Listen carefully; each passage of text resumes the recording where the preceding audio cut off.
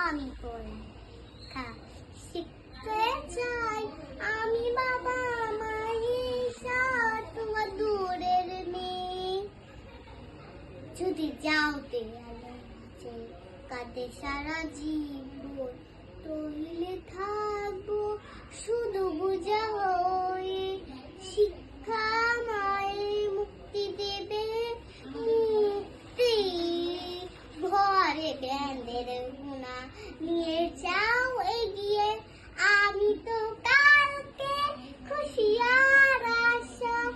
আমার এত স্বাদ আছে সাধু বিলাসা আমি পড়ালে